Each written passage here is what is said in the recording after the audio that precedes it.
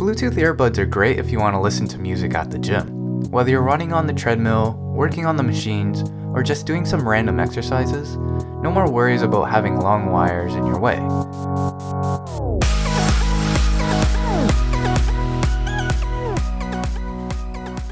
But should you get the highly regarded Jaybird X2s that carry a high price tag, or can you get away with some cheaper Bluetooth earbuds for 1/5 the price?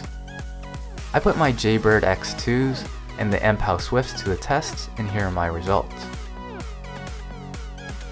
So right off the bat, you can feel that the X2s feel a little bit more premium. The cord's a little stiffer, and the entire unit uses a nice rubberized coating to give the plastic construction a more premium feel. Whereas the Swift's construction uses a glossy plastic finish and the clicky buttons that make it feel a little bit more cheap. I think that the X2s just win slightly in the build quality department. Comparing the comfort between the two isn't exactly fair in my opinion, because the X2s can be worn in the over-the-ear fashion. That's just superior to the under-ear fashion that the Swifts are worn. There's just less wire to worry about, and they're more secure in this kind of fashion. Also, the X2s come with the comfy foam tips out of the box, which are much more comfortable than the standard rubber tips. But keep in mind, you can always purchase the comfy foam tips separately to add on to the Swifts later if necessary. Last thing to note for comfort for those of you with small ear canals, the X2s have large 6mm drivers, which means that even with the smallest earbuds are slightly larger than the typical small, and can be uncomfortable for those of you with small ear canals. So out of the box, the X2s win in the comfort department, but you can probably customize or find alternatives like the Mpow Petrels that are designed for the over-the-ear fashion and get a similar level of comfort to the X2s. So audio quality is highly subjective, but there's definitely a difference in audio quality between these two devices. I would characterize the Swifts as a little bit more bassy, but do have a hint of distortion, while the X2s have a nice crisp mid-tone, but are a tad light on the bass.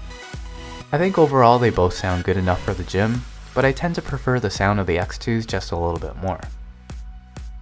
So looking at Bluetooth performance, the X2s held up quite nicely. I would rarely ever encounter any interference or cutouts unless I went an absurd distance away from the phone. On the other hand, the Swifts were a little bit more finicky, which surprised me. For the most part, they worked without any problems, but occasionally they would temporarily lose connection, either just by having the phone in my pocket or just by being inside an elevator, which was a little annoying. My Swifts are either defective or just a little bit more sensitive to external interference, but just based on my experience, again I'm going to give the edge to the X2s. And finally, the pricing between the two. You can find the Mpow Swifts at about $30 and the Jaybird X2s regularly at Amazon for $180. That's 5 times as expensive. But are the Jaybird X2s worth that premium over the Mpow Swifts? And the short answer is maybe, but probably not. The X2s are definitely better than the Swifts in all areas I've tested, so if you don't mind paying a huge premium, you're pretty much getting the best out there.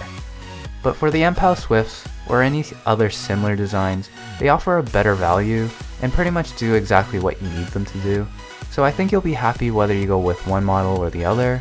I just hope that this video helps you understand the differences between the two, so you don't end up with both like I did.